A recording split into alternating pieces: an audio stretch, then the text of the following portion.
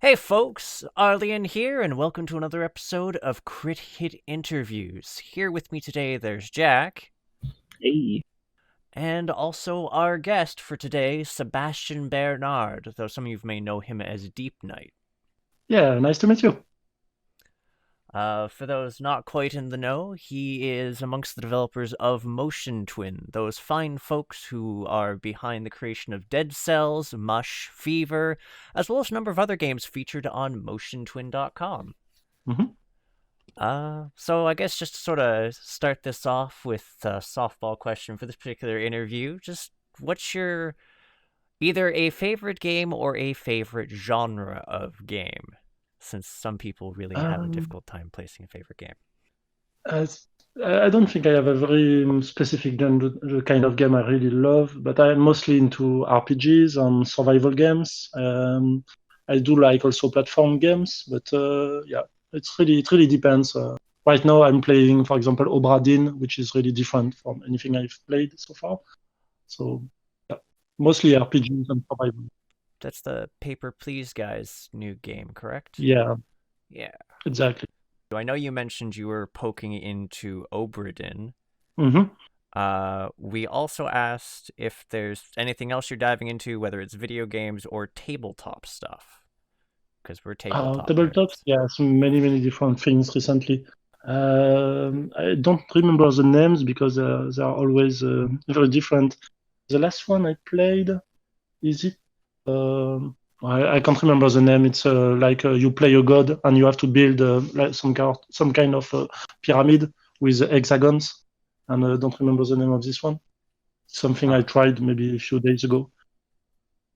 I think it's Obist or something like this. Not sure.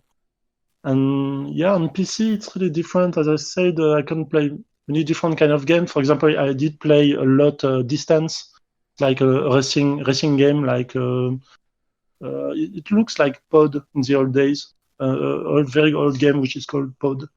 And so distance is really nice. It's a racing game, so very different. So, on that note, actually, just for like games, well, just on the subject of gaming, it's like, what exactly got you into game development? Actually, I started really early because I started programming when I was a kid, maybe like I was 7 or 8 years old, something like that. So I really started very early because yeah, it was, back in this time, it's not that long ago, but back in this time, we didn't have internet or anything like this. So basically, when you did play all your games, you did just have to try the last disk that you didn't try, which is the programming language. So it was always the last disk. And when I was a kid, I actually tried this, and my brother actually told me a few things to get started. And so I got into game development quite early, just to play more games actually. That's Awesome. awesome, yeah. Yeah, well, on that note, how did you meet your team? Motion Twin, actually, I've joined the team 17 years ago. Because at the beginning we used to be a company that was mostly making web games and flash games and this kind of titles. And so I met the company almost by accident because at the beginning they were looking for a graphic artist, and I wasn't that good at graphic artist thing. So, but they did try anyway, and we did try to work together anyway. And but quickly they just noticed that I wasn't that good as a graphic artist, so I switched back at programming quite quickly. But yes, it was like 17 years ago. Yeah, well, that's an interesting story. Started out as the artist, and they were like, "No, maybe do the program."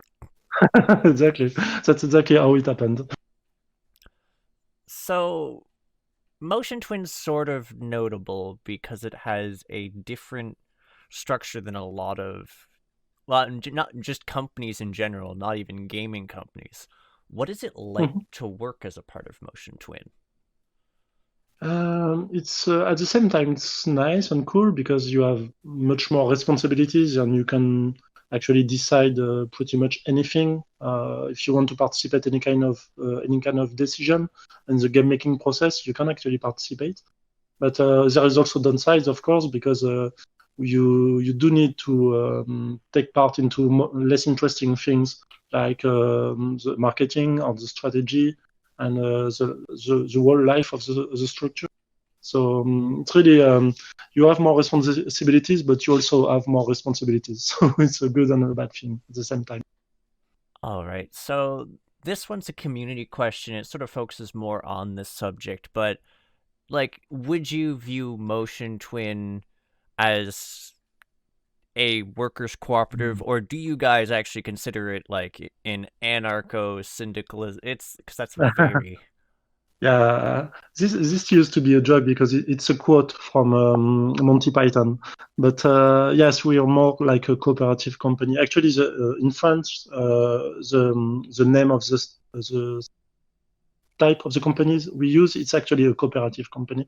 So yes, we are more like a team of people working together and in a very horizontal way. So we don't have any kind of boss, but we still, for example, we still do have leads. For example, depending on the subject, someone might be the lead on this particular subject. So we still have some kind of lead on hierarchy, but it really depends on the subject that we are talking about. So someone might be a boss on a specific topic, but it might be just someone else in another topic.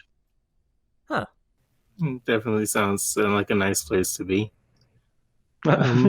It's quite nice. Yeah.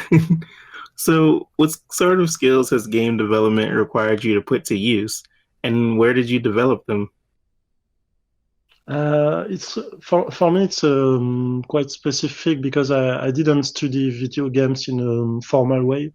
More like I did play tons of video games, and when you get interested into a subject, for example, if in movies or in video games, at one point you actually almost see the matrix. You actually understand how things are made and what makes something good and bad. What makes a specific feedback for a weapon, for example, feel good or feel bad. So it was really much more a matter of playing lots of games and actually trying to understand what were the hidden rules behind a success or a good gameplay idea, a good game design. And I do like a lot. Yes, finding the proper rules for making something. So, as I said, I do play also lots of board games, and they are very interesting because they do have very specific limitations because you don't have a computer or an AI or something like this. And usually they have lots of good ideas how to implement a simple thing with simple rules. So you've pulled a number of different ideas then, and sort of bounced off what works and what doesn't from like a number of different sources and had time to practice them. But on the note of practice, you guys have also participated in a number of game jams. I believe the actual number of games Motion Twins made is fairly expansive. So how important was the participant in game jams to the development of Motion Twin as a studio and to the refinement of you guys' craft? It was really something that we did quite recently because we've been making game jams, sorry, for a few years now, maybe 6 or 7 years, mostly Ludum Dare game jams. And so it's really interesting for us because when you make a game for a game jam, you don't have to think about not the success, but the way to make money out of this game. You just have to think about the rules and making it fit the theme. It's really an interesting way to do games because you don't have to think at any moment about making this game a success. You can actually address a very small niche and it's okay. And so that's a good, very good practice for us because we can experiment any kind of crazy gameplay idea, and if it works, it works, and if it doesn't, it's a short test. So it's always okay to do that. For example, recently I've been working on. I think it's not the last one, but maybe the one before. But I was experimenting on a combat system, a turn-based combat system, which was almost real time, but not completely.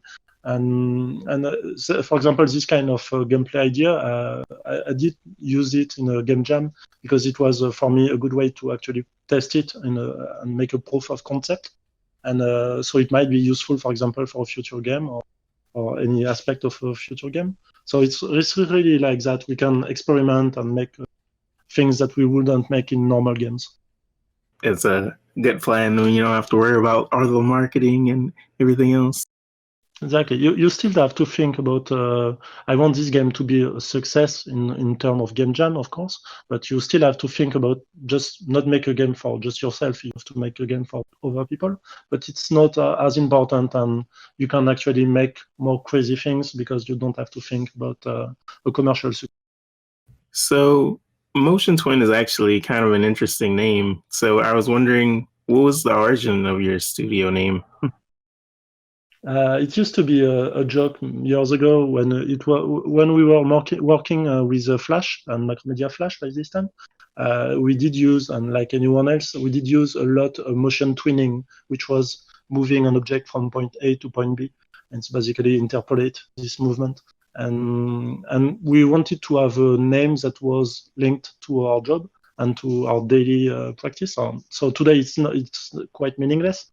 But at this time, it used to be a joke, like a joke between motion twin and twinning a movement. It's not relevant anymore. Ancient memes, guys. Actually, though. So yeah, on the note of like funny in jokes, like, do you have any fun game dev related stories? Yeah, for example, at the beginning, when we went on early access, at the really beginning of the early access, we thought that it would just be a matter of, just finishing the game, and we had our roadmap and everything. So it was pretty straightforward for us. We just wanted to release the game, and that's it. And I think maybe it was 1 week after the beginning of the early access, it was quite obvious that people had lots of ideas and complaints and feedback. And maybe in 1 week or something, we probably multiplied all our to-do list by 10 or 15, something like this. And it was obvious that the early access would be a little bit longer than expected at the beginning. So that's what happened to the roadmap. Yeah. You have a roadmap and you change pretty much everything. Okay, well, in that case, I know game development can be kind of a stressful hobby. So, do you have any tips or practices that you do to help manage the stress? Yeah, deliver. If you announce something, you should deliver it. It's more like we could call that No Man's Sky rule. But yes, if you announce something, you should deliver it at maybe later, but you have to do it. So yes, when we worked on the early access, we are very careful about not talking about something that wasn't planned actually in the game, and that we were not sure that it would make it the final game. And actually, it was okay because I don't think we did trash anything that was announced. So yes, I would recommend just make sure that if you say something, do it. Awesome. So, basically, you can save yourself a lot of stress by not announcing that you're going to add a ton of stuff that you might not have time to do. Yeah. It might seem like a good idea to make the buzz and to make people talk about your game, but if you don't do it, the backfire is much worse. Makes me think of so many games I'm just not naming names right now. Yeah, many. Which that is a pretty good word of wisdom for aspiring devs. Do you have any others? Yeah, think simple. Usually, it's not about making a complex game. It depends, of course, on what kind of game you're working on. But yes, it's a good idea to think simple and not to try to fit like any crazy ideas that you have in a single game, because most of the time you would just won't finish this game, or it will take like 10 years to develop. So yeah, just make things simple and focus on your core ideas. So, this next one is a community question. By the way, for the community questions, for you viewers out there, if your question doesn't appear here, we might have sent it as just suggestions in an email. because we had a number of community questions that were either just gameplay suggestions and Mhm. not really questions, or we just had comments. Like, there are only so many times we can say "We love you, Deepnight" over the course of the interview. Thank you. Thank you. But anyway, so moving on to the actual question, it's from Rudy B. And they're fascinated by the structure of Motion Twin itself. So they ask, do you have any advice for getting a small software development co-op off the ground? Sure. Make sure that you have decide the way to decide before actually deciding, which is super cryptic idea. But actually, it's just about making sure that you know how you will manage when you won't be when you want to agree with other people. Just make sure that if you have a vote system, for example, decide this vote system right away at the beginning of the company. Make sure that if you have to resolve any kind of conflict, you have decided the rules on how to resolve a conflict before. So for example, we never used this rule, but at Motion Twin, if at any point we are like stuck completely in a decision, we can also go to roll a dice. And just because at one point, if no one can decide and no one can agree, at one point you have to move forward and we can roll a dice. But that's something that never happened. But this rule exists because just to make sure that we don't meet any kind of blocked situation, something that won't move anymore. So yeah, it's really when you want to work together with people, just make sure that your decision process and conflict resolution is decided before. Makes sense.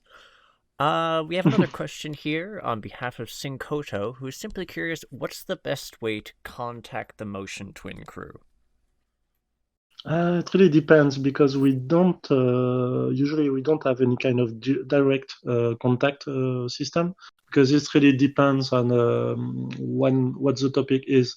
For anything which is game related, any thing which is dead cells related, balance or suggestion, we do actually read pretty much everything on Discord, at least on Reddit, Discord most of the time, and on Twitter, on any kind of normal channel. So yes, we do read them and we do take notes. And even if we don't answer right away, especially when it's all about balance, for example, I do take notes and I see when people complain about something. So it's not always we don't change everything right away, but yes, we do take notes and change things. And if it's really company related, like kind of partnership or whatever, yes, you can just send us an email. I think the mail is on the website. I'm not sure. But if it's game related, yes, we are really open and talking. I do, for example, talk a lot on Discord. So yes, you can just join the Discord and ask us anything. I also noticed you are a moderator on the Reddit, which was really weird when I realized that. Yeah. So it's just because I wanted, the small fancy thing behind my name, so I needed to be a moderator for this. That's the only reason. I don't moderate on Reddit. That's so great, actually, though. Okay. So We we're did actually. use. Oh, Hmm? no, sorry. I was about to say because we've been making web games for at least 15 years.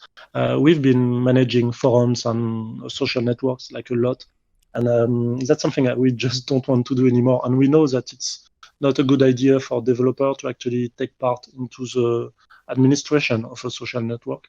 It's not our job, and I think it's not also a good idea to forbid people from talking, except if they are like very rude or something like that. But most of the time, we just let it go and let people speak and we do gather lots of interesting feedback, especially negative ones. We don't moderate. Fair. Yeah, it's good to have someone else get rid of all of the hate mail. But yeah, we're actually gonna start diving into questions about your recent game now. So, not everyone who's going to watch this video is necessarily going to be familiar with Dead Cells. Most of them are, but some of them aren't. So, would you care to give a brief description of the game for those not familiar with it? Sure.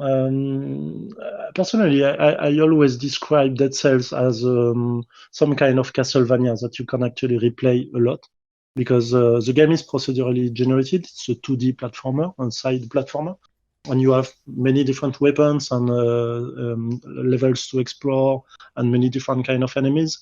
And it's really it does play a lot like a Castlevania, a modern Castlevania. Um, but it's also a lot about variety. So every time you play, my job, for example, is to make sure that every time you play, you will find interesting weapons and interesting items. So it's really basically a Castlevania that you can replay. We call that a Roguevania, but like a marketing bullshit. Nice. So now that we know what Dead Cells is, how did Dead Cells actually come to be? It came a long way because it used to be something very different. It used to be a tower defense, free to play, multiplayer game on mobile. So it's not exactly the same title. And but because this game was really awful and not fun at all, we decided to actually cut lots of elements from it. And I think the only two things that survived this change, I think they are the turrets in the game and the side view. I think that's pretty much everything. But yes, because the game was awful, we decided to cut many details and we turned it into a platform game and an action game, then a roguelike kind of game. Also, wasn't there like the turret weapons? Their origin Mhm. is because there was like almost like a tower defensey aspect to it at a point. Yeah, exactly. At the beginning, the game idea was you were trying to survive in a building, in a medieval building, and you were playing with other players, and you had to set up traps and turrets and anything barricades or this kind of stuff, and you had to build your defenses until zombies were attacking the building, and you try to survive. But the thing was only the last player surviving got a reward. So it was all about surviving together, but not that much. But yeah, so the idea was funny on paper, but Surviving together mostly. mostly exactly. But it wasn't really that fun, and we did have lots of gameplay issues. And at one point, we actually noticed that we didn't want to make a tower defense because no one in the team was actually a tower defense player. So it was like some kind of realization. Oh, we don't like this kind of game. All right. So, in that case, was there anything that influenced the specific artistic style that you use in the game?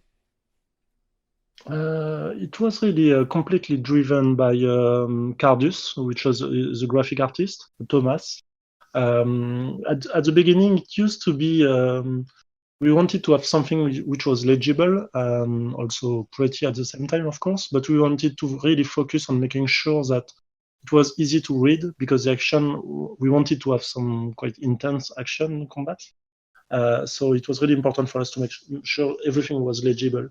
And by this time, there was a game which was called This War of Mine. Yeah, This War of Mine. Yeah, I've And played. we share a similar art style because they do have these black collisions and black walls everywhere. And we wanted to have something similar, but yes, at the beginning, the idea was just to make sure that it was legible. Hmm. What was the hardest challenge you had when making Z? It was a very simple one, actually. We wanted to make, as I said, some kind of Castlevania kind of game, and we wanted to have maybe 20 enemies and 100 weapons and maybe same amount of items. And we just had one graphic artist for that. And it was quite obvious really quickly that it was actually not possible to do that. And we would need to hire like maybe 10 graphic artists just to make all the 2D animations. Oh And yes, no. it was definitely not possible, and especially because we are a cooperative company, we cannot afford to hire that many people just because we everyone is equal. So it might be quite a challenge to have a big company with a horizontal system like that. So yes, the most important challenge was there just to make sure how we could make animation and art for this game with as a few graphic artists. as you mentioned, there was a lot of changes and adjustments you guys have made based on like player feedback. Is there anything that didn't make into the game that you guys really wanted in the game, whether that be areas, potential enemies, abilities, or Mm. features that you guys have cut either because they weren't feasible or Mhm. because they just didn't, you weren't able to get them to come out the way you wanted? The most important that come to my mind is the alternative ending. We are not that happy with the current ending, and because of the release date, we couldn't make it happen in the current game. But we wanted to have an alternative, sorry, ending in this game, and some kind of hidden boss and this kind of deep lore. But that didn't make it to the final game. That's something that we are about to release in the first DLC of the game. It's a free DLC that we are planning. So Oh, it will hell add a yes. new ending. Yeah. Awesome. I might have been like hoping for something like that because I beat the game and was like, okay, now what? There's implications of Exactly. stuff. I need more. Yes, exactly. In the current game, actually, we add the whole story. It was already written, even on the release date, but it lacks a few elements when you play it. It's quite obvious because the game doesn't feel like it's completed. So the current game, as I said, you actually feel that a few things are lacking and on the story side, and that's because we didn't we could not make it put it into the final game for the release date. So that's something which is coming later. It's good to know. So, the game does have a ton of cool Twitch functionality, and everyone's been making videos of it. So, what is your favorite memory watching someone play the game, whether it be on Twitch or in person? Actually, it was. I couldn't say it's some kind of favorite, but it was an interesting shift in the way I actually watch myself players. Because most of the time, I do watch gameplay videos from Dead Cells just to understand issues and exploits or strategies and what the speedrunner needs are. But most of the time, I just don't take part into the community, so I don't chat on the videos. But when I released the Twitch thing, actually, I was surprised because I actually did play a lot with people. Just participating. When I joined a video with the Twitch mode activated, actually, I just took part into the game, just voting and saying funny things. And if I became the chicken, it was quite funny. So I was quite, but how engaging it was. I didn't something that we didn't anticipate that much. What, were you a nice Twitch viewer, or were you one of the ones like, oh? Um, no, I'm not the nice one. I do ill, but that's it. But I vote the worst thing every time. All right. So you've already mentioned that currently there is a update to the lore and some other stuff that's due for Mhm. the first free DLC for Dead Cells. And we'll probably ask for like a few more specific dates further on. But is there anything else you Mhm. guys also have in mind, such as Switch release or any other chunks of content? Yeah, we do have tons of. Actually, we have. It's not a DLC because it's more like a huge update, which is coming maybe today. Actually, at least in alpha, and the alpha branch on Steam. But it's a huge, really massive gameplay balance and fix update. And we updated pretty much every weapon in the game and we try to make sure that everything was at least not exactly more balanced, but it was funnier. But yes, there is this big update first, and yes, the first DLC, which will be free, will come a little bit later. And yes, we on Switch we have a few updates also planned for the stuttering issues and performance issues that we are working on. We are working closely with Nintendo to fix that. That should, hopefully maybe before the end of the year. Awesome. So, you did mention that you were going to be possibly adding more lore stuff.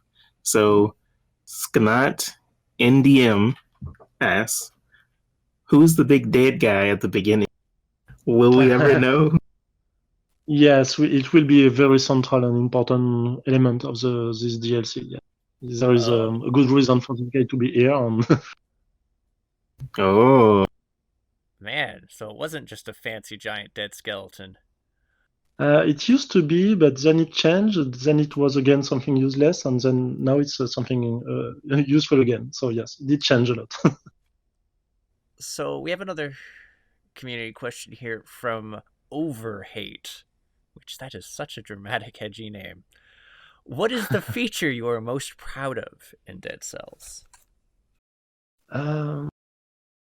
From a very personal point of view on this one, it's really the control. Just making sure that the player will be able to achieve complex things, but in a very easy way. You know, when you jump around and you grab platforms and you hit enemies quite easily and you can dodge and cancel. It's really the control, which is, for my part, which is I'm quite proud of this. And yes, also the success, the whole success of the game, which is not something I'm specifically related into, but it's really the way this game actually reach its audience and people, and pretty much the success of the game, which was like a huge surprise for us. So we are quite proud of that, of course. okay. So this next question is from Elite9304.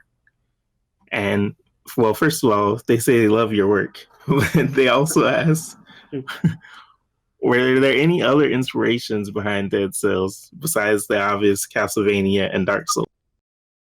Yeah, we did have quite a few of them. The most obvious one that comes to my mind is Risk of Rain. It's a roguelike platform game. And for this one, it's really all about how quick you get back into a game, and how quickly you get back into a game, and how quickly it's very interesting and compelling. So Risk of Rain, yeah, definitely. Diablo 3. Diablo was really like pretty much any Blizzard game, really a good example on how to make things, simple things, but in the best possible way. So we did learn a lot on how they manage their updates, how they did change the game, and how they made Diablo 3 specifically evolve. So yeah, one is really a very important one.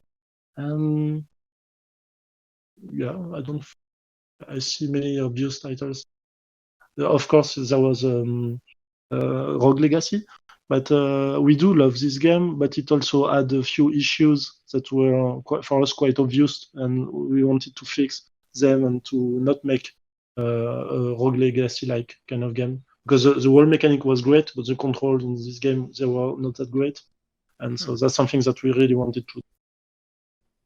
That's actually really neat for me to hear, because like I'm a fan of like a number of these games. It's all interesting to hear like how these different things you've like drawn from them and like learned lessons from all of these other people's works in a way. There is another one which is very important. It's a Subnautica. You know, it's a survival game underwater. And but it's not about the game itself. It's how they made their early access, and how they talked to the community and explained things along the way. And they did really make a very good early access in a good way and very clean way. So it was very inspiring for us. We did talk a lot to them about how they manage their early access, and we inspired a lot strategy. Yeah. So overall then, omnipotent but lazy. I am going to die by the time I'm done reading all of these names. Was the plan from the start to have the main character be essentially mute, or did you scrap like the dialogue other than the interior dialogue because you felt the expressions were better? The him flipping the bird was great. Actually, at the beginning, in the very early version of the game, in the tower defense game, the character did have a head. It was quite a different kind of character, but it didn't talk that much. And we wanted to go for not a mute character, but someone that actually don't talk that much. And it was a decision process very early at the beginning to actually try to make this character without a head and to have something fancy and beautiful particle effects instead of just a simple head. It was really part of the character design, and the artist was really interested in this idea. And it actually was very useful for us because, as you mentioned, this character cannot talk, and it makes everything, even a simple dialogue, it makes it a little bit more interesting because you don't have to read text. You just see this character, which is some kind of asshole, honestly. And he just reacts to things that people say to him. So it's actually much more interesting for us to design dialogues this way because you cannot reply and you don't have just basic text things to do. You just have to watch the animation. And very interesting on the opposite end viewing it as well. That's also because we are not good at writing things. So because we knew that at the beginning, but we still wanted to have some story to tell. We knew that it was not a good idea to make this character talk because it would probably feel a little bit too cringy or something like that. So we just wanted to make sure that the most important part of the storytelling was done using animations, background. It's actually very clever. Yeah, it's playing up your strengths. It's always good. So you've already mentioned that you're going to be adding more lore information, but maybe you'll have something specific for this one. Terra Nova 3693 asks, are you planning on adding any further advance in the small bits of lore that can be found in the rooms that are marked by twinkling candles? Which one? Which lore The bits? like little lore rooms. Are you intending on adding anything more to clarify on Oh, those yeah. or not? Yes, it really depends on what part of the story we are talking about. For example, the malaise, the illness part. That's something that we don't want to explain because it's really not the important part. What happened in this island?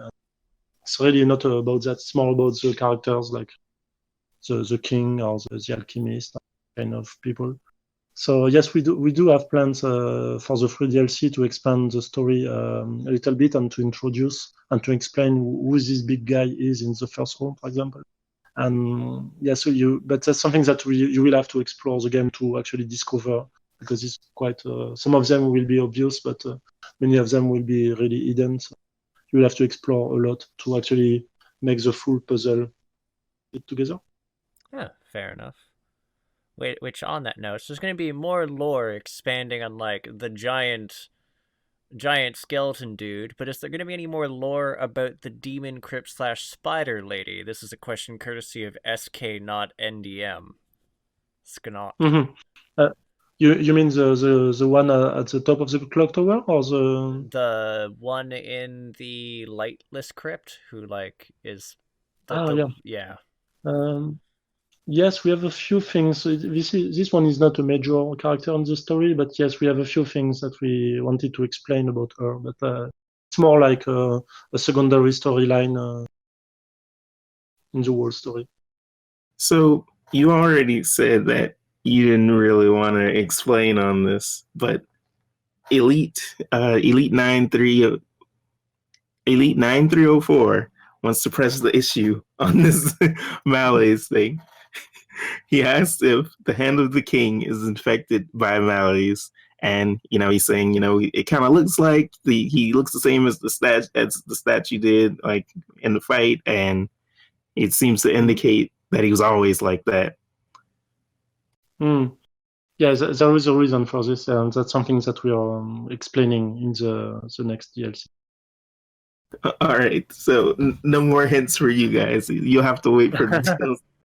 Yeah, exactly. I don't want to spoil anything. I have theories on stuff, but I mean, I guess we can go down to those when we work our way through everything else. Speaking of working our way through things, a broken spork. God, I love Reddit names. Has this to ask, are there any plans or ideas for some out-of-game lore development? Perhaps things in the sense of more anime style snippets, Game of Thrones style history of that they include in DVDs, comics, or just any sort Not of sure. yeah. Not sure. We have a signature edition and this kind of thing, and we have a few things that you can get outside of the game, but that's not something. Maybe yes, we might continue to do that, but that's not something that we plan to develop that much. Because it's our job is to make a game. It's not to make merchandising. Fair enough. So you did say already that there was gonna be a new ending plan. Just because Mars Adept asked about that, is that is gonna be in the next DLC? He said. Yeah. That new. Yes. Okay. Sweet. It won't be easy to get. Oh joy. Oh joy. I'm still stuck at like boss cell 3 mode. I didn't even get the first one, so. Yeah, I'm not even at the one full of malaise that just kills you dead yet. No. Sinkhoto has another question. Many fans in the Korean community have been looking forward to updates, and when could we expect an update for the Korean localization? Oh, yeah. That's something that we're already discussing. I'm not sure when, but you mean only the Korean translation, right? I believe so.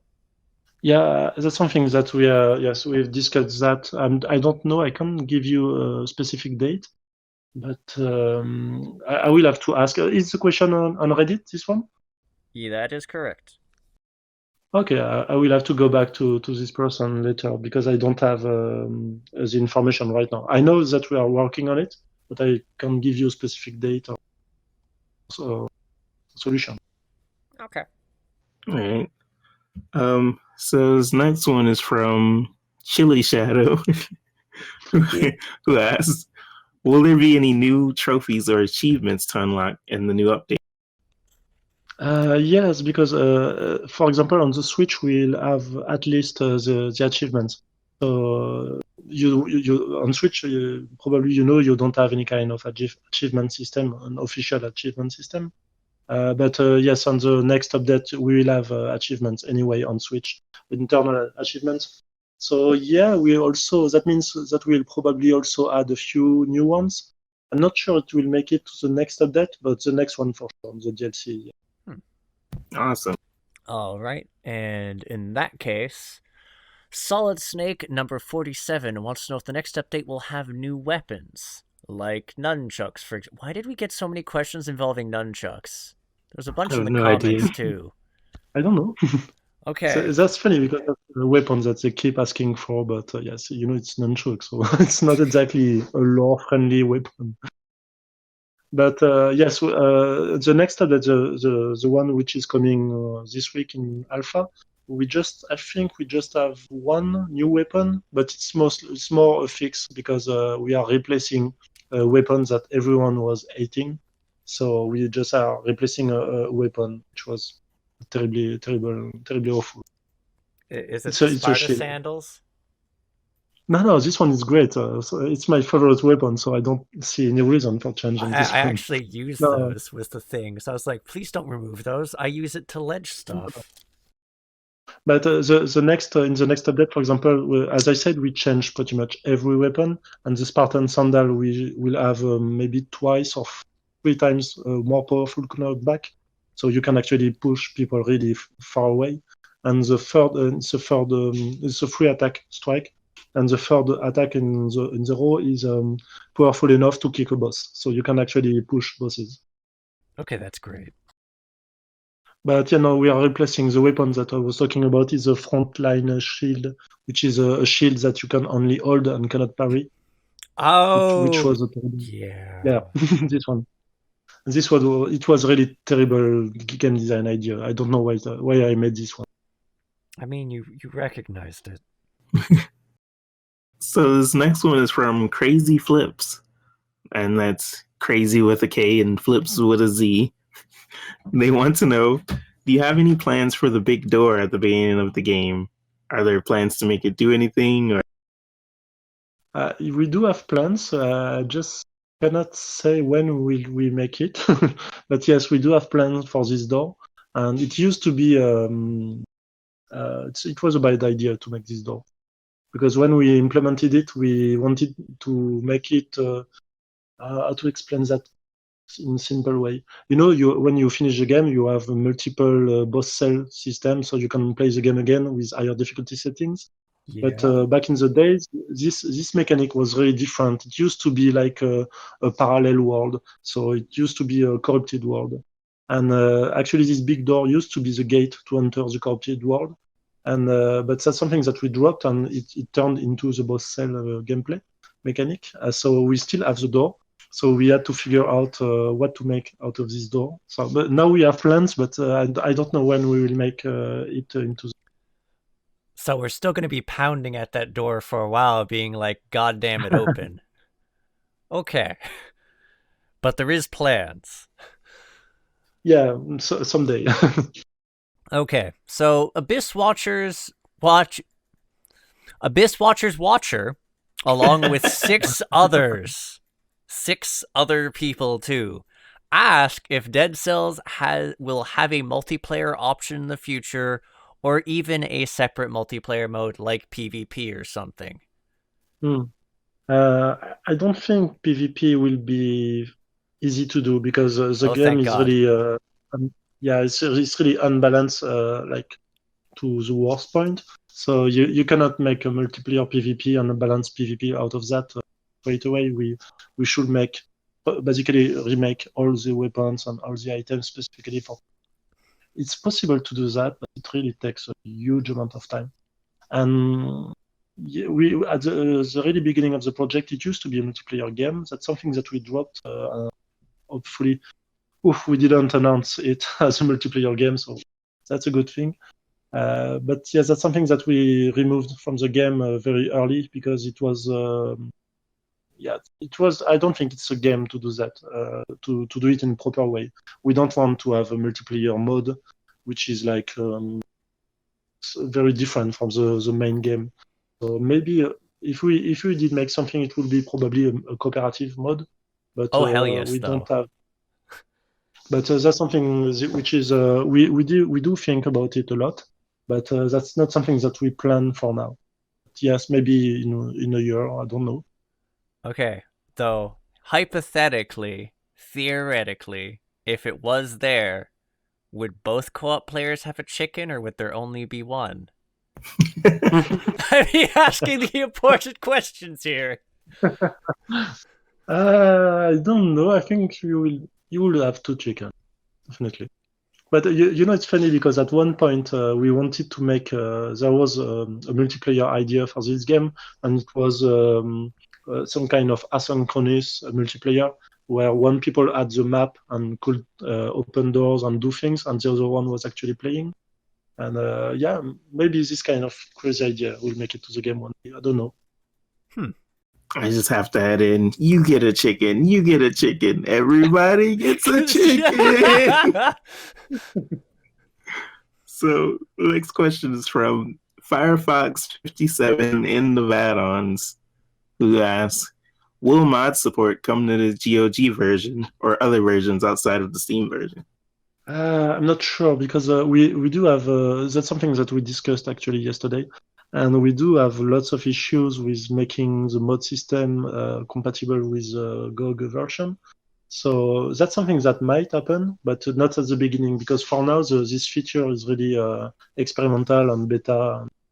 We are still testing lots of things, and when we do change something, we make all mods incompatible. So that's not really a main feature for now. It's more like a beta experimental. So maybe if when the mod gameplay and mod mechanic will be stable enough, it will make it to GOG too. But for now, I don't know. Not for now, definitely. But actually, there is something which is coming to GOG too. On the next update, the one which is coming this week, the alpha this week.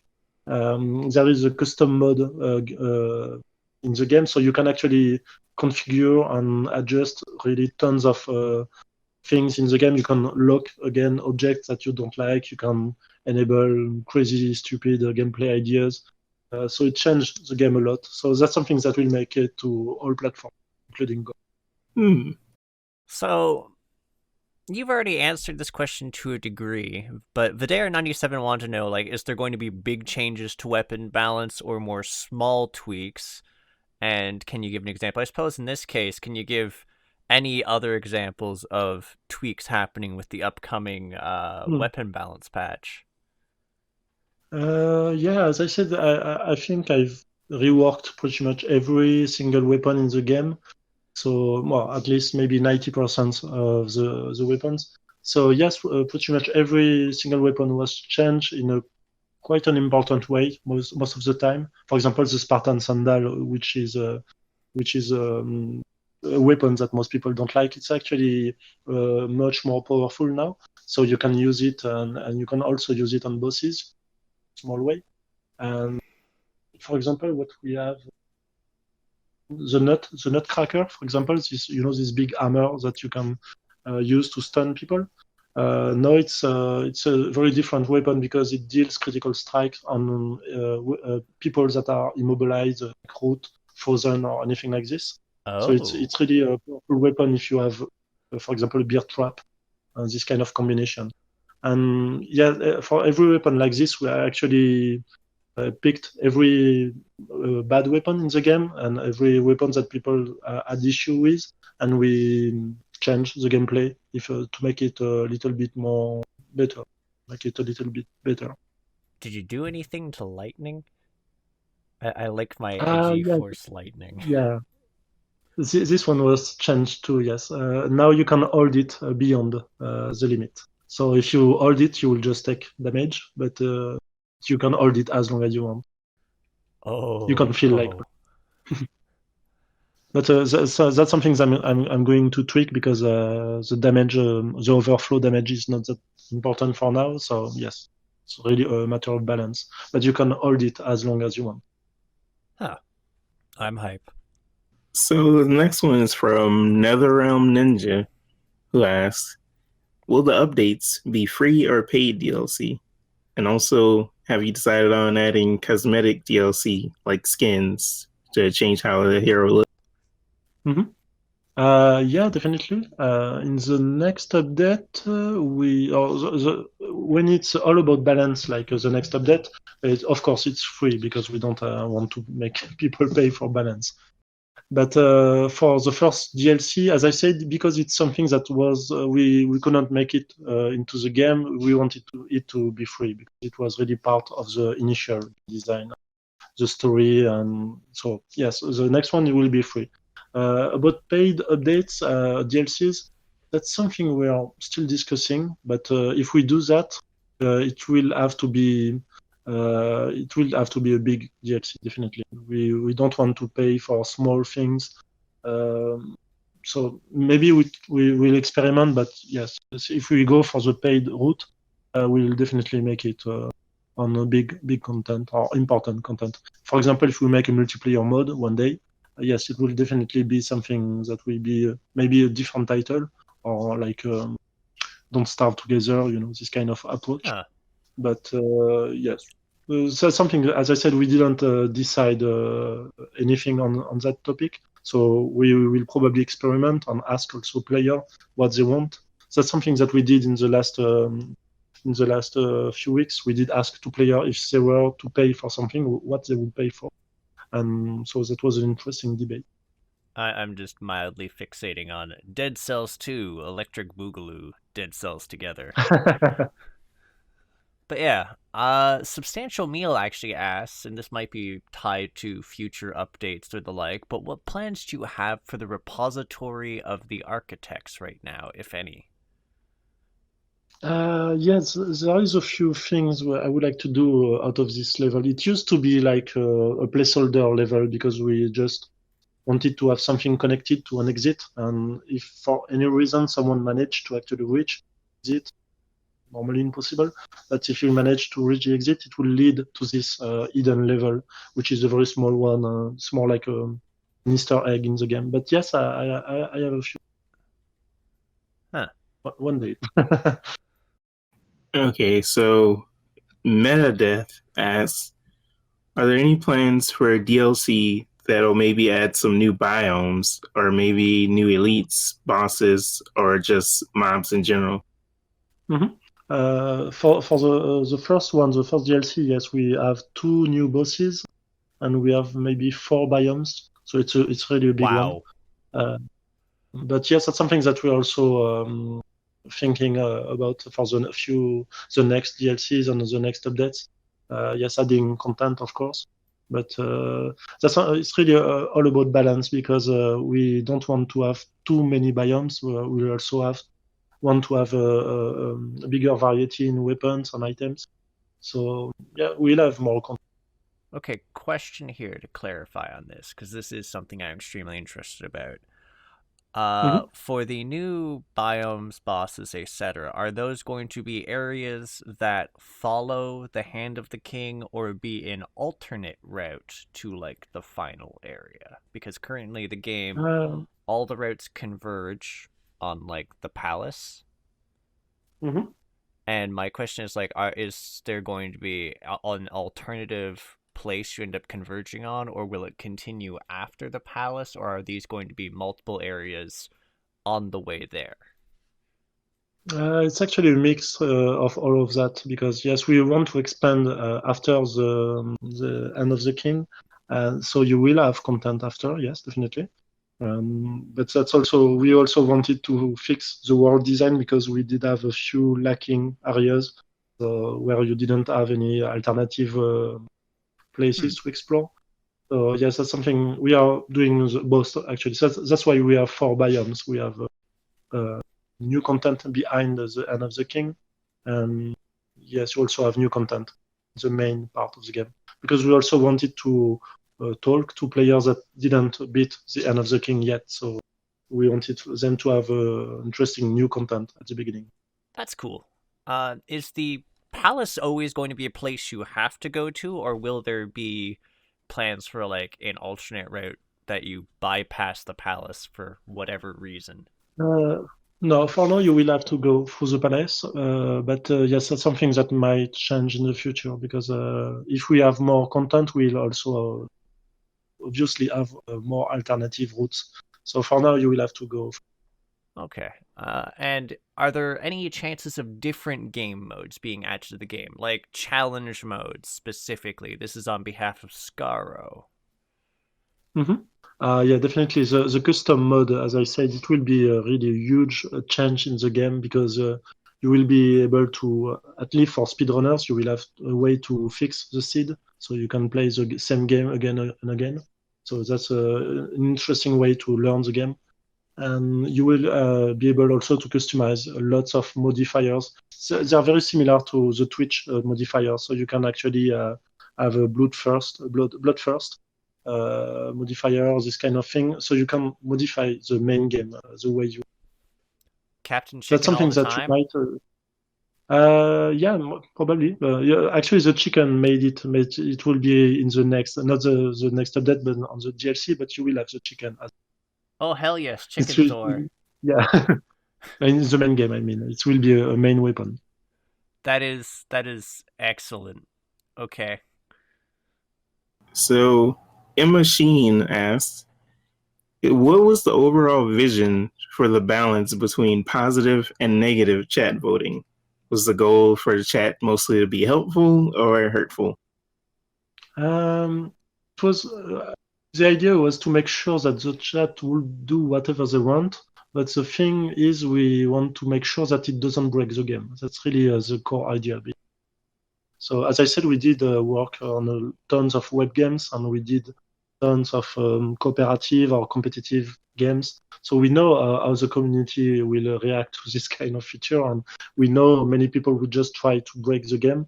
And the idea was to make sure that they could have negative effect on the game, but not one which wasn't fun or which would break the game completely.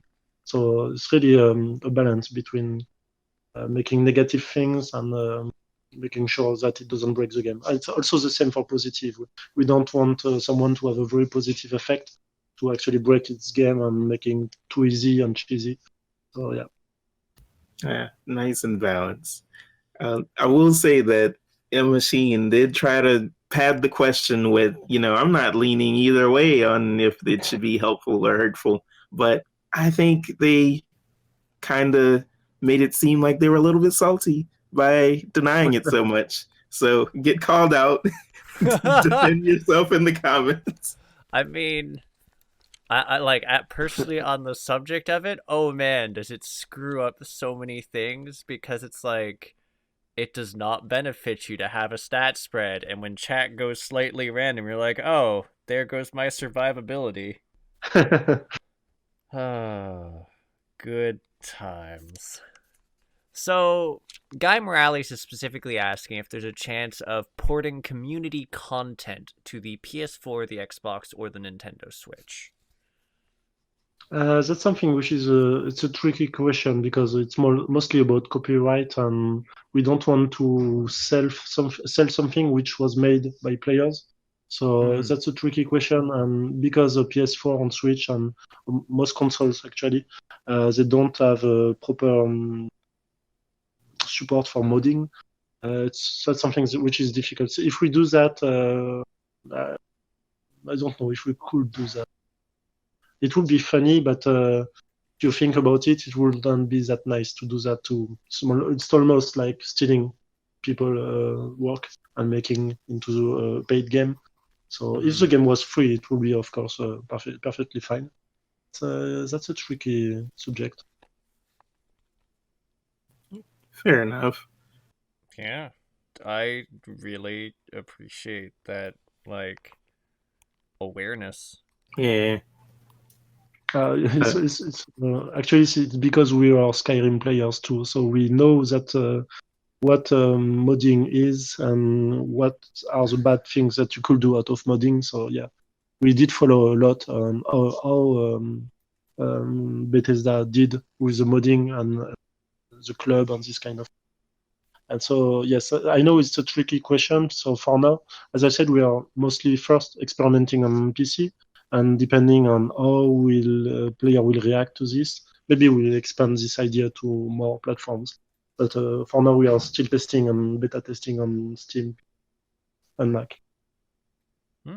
So the next question is from Yargle, who asks, are you planning on selling any goodies in the future, like Dead Cells shirts, posters, hats, or anything like that? Blobs Pierre plushies! Blobs Pierre plushies! Yeah, I know. Yes, we would like to do things like that. We do have a few T-shirts, a few that do exist right now, and we are working on a new one. And but yeah, as I said earlier, I'm not into goodies that much, so I don't. I do prefer to focus on making the game. But yes, I know that's something that people keep asking. So yes, we are definitely looking and discussing with partners to make quality goodies. That's also something that we are very. We don't want to release something that we wouldn't be proud of. Yes, if we make goodies, we'll try to make it right. Awesome. So, I mean, I guess just other than like the big lore update coming up, someone had requested, I do not have the comment right here. I think it might have gone in the suggestion table, but like, were you guys willing or able to post up a roadmap for what the intended updates coming are going to be at this juncture? You mentioned there's the lore update and balance update coming soon, and there's probably other stuff you find folks have planned. So do you have any intention of showing a roadmap to sort of give people a heads up on what might be coming? Yeah, definitely. We did that for the early access. We did have a roadmap but it was difficult because we didn't have. We did not want to say this new feature will be released at this specific date. But yes, that's something we would like to communicate a little bit more. just so people know where the game is going and it's actually going somewhere. So yes, but for now, we are really testing how the people will react to this content update and this balance update. And the future and the plans will of course depend a lot on how this update do appeal to the community or not. So yeah, but if we have more specific plans, we'll definitely share it with the community. And I repeat, oh hell yeah. I'm very excited. It's just it is Thank what you. it is. So, in that case, normally it's at the point where we ask people about what they might have planned next. Now, I do believe you did mention there was something that you folks are possibly working on after Dead Cells, but whether or not you actually have any details that you'd like to talk about that or not, that one's up to you. The thing I can say for sure that we don't plan to make a Dead Cells 2. That's for sure. Because yes, personally, I think we have done pretty much any crazy and stupid ideas that we had for a roguelike and a platform kind of game. So the next title that we are working on will probably be different. Something, yes, we'll still have mechanics and ideas that we did like in Dead Cells. But yes, we are definitely not working on Dead Cells. But we really just want more to update Dead Cells and to make it a long-living project and to make something different. Another. But of course, I cannot talk much about it. Make it a dating sim and have Jesus the Christ, headless Trim. boy be one of the people you can date. Sure. I'm judging you so hard right now. This is why I like don't even feel bad about killing you in game, Shrimp. Okay. Is there anything you'd like to share with the audience at this moment, though, other than that? Yeah, I definitely will be reading and watching a lot what will happen with this next update, the one which is coming this week. Because as I said, we change many things. So I, of course, expect people to not be really happy with every changes. But yeah, definitely, I'm going to spend quite a lot of time reading and watching player plays again. So I couldn't say more than thank you for playing and giving us feedback and giving us ideas and also negative feedback because it's really important. Alrighty. Lastly, are there any indie projects that you yourself have had your eye on that you'd like to give a shout out at this moment? You mean projects released or not released? Either. If there's things that are up and coming that you found really interesting and want to bring notice to, feel free. Otherwise, if there's stuff that's been released, and there is one which is really great, which you probably know it, which is Last Night. You know this pixel art cinematic platformer. It's really an impressive game. I think the trailer was released maybe 1 or 2 years ago, and that Obradin, I was expecting a lot. I was waiting for this game for quite a long time, and I think that's it. huh? Oh, The Last Night. Yeah. Yeah, Yeah. it's like a huge, beautiful platformer. Not exactly platformer. It's more like a cinematic, some kind of flashbacky. Yeah, and it's in like sprite stuff, but it does not look it at all. No, because it's pixel graphics, but it does not look pixel graphics at all. And I was like, exactly. what? You don't care about pixel ratio or whatever. Yeah. But if that attends to everything else, then we'd like to extend a large thanks to not only the contributors that made it into the interview, but also the fine folks who sent well wishes, whose questions were answered by the interview or just sort of lumped into other folks' questions, and just, the myriad other comments and love and shoutouts. So, a big thanks to Actual Witch, Work Asied, Reziel, Volca02, I'm off at 1232. Wow, that sounds like a dating ad. Luash, Monkey, Owlby, Morriser, Runeheim, Swifty McVeigh, Diskin, Conclusion, Cthulhu, like Cthulhu Fatagan, Sabruski, Jim Bobbler, Alec Kafak, What's Your Deal? God damn it.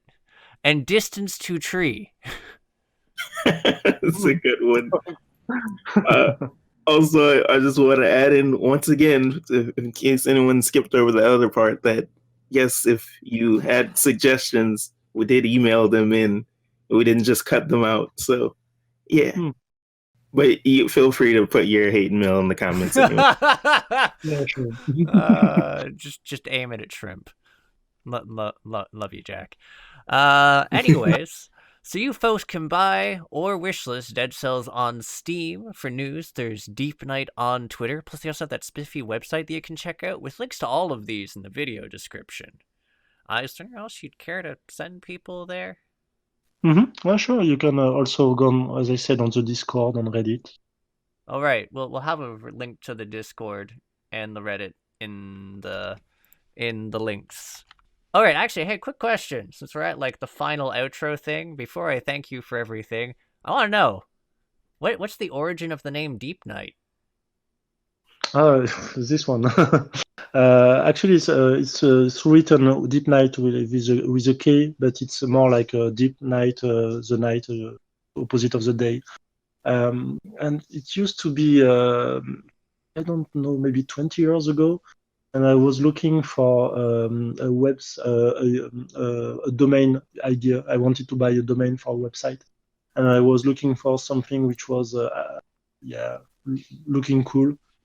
And actually, I went for Deepnight, and it was like, okay, deepnight.net, it's free, so I can buy it. And it turned into my nickname.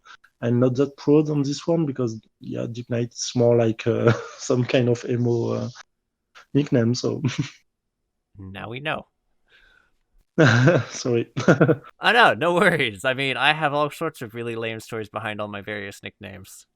But we're not going into that. Instead, I'm going to thank you for answering our email and being a part of this whole thing to also reach out and talk to the community about various questions and just to lend us your time. It's been a lot of fun. Thanks a lot for giving me and the community this opportunity. It was really interesting. So thanks a lot. Aww. The blackened husk of my heart is all warm right now. But yeah, altogether, I do hope we actually have a chance to poke at you again in the future, either after you've released something new or you've just changed Dead Cells around so much that it's a whole new ball game. Which it sounds like there's a pretty good first step towards that with the next balance update. Wahaha. Anyways, to you folks watching, thanks for tuning in, and if you enjoyed this content, feel free to like and comment below, and we will get back to you, even if it's... Well, okay, if it's tremendously offensive, I might not get back to you, but if it's, moderately offensive, I probably will, or just, good-natured and fun. I like good-natured and fun feedback, yeah. Other than that, if you'd like to see more interviews with developers, podcasts, slices of indie gameplay, or tabletop-related fun stuff, feel free to hit the subscribe button and the little bell icon, and to just get notified when we release new stuff. In the meantime, this has been Arlyeon and Jack. Earth Jack. Oh god, he died. And also Sebastian. Thank you. Thanks a lot again. We'll catch you next time, folks.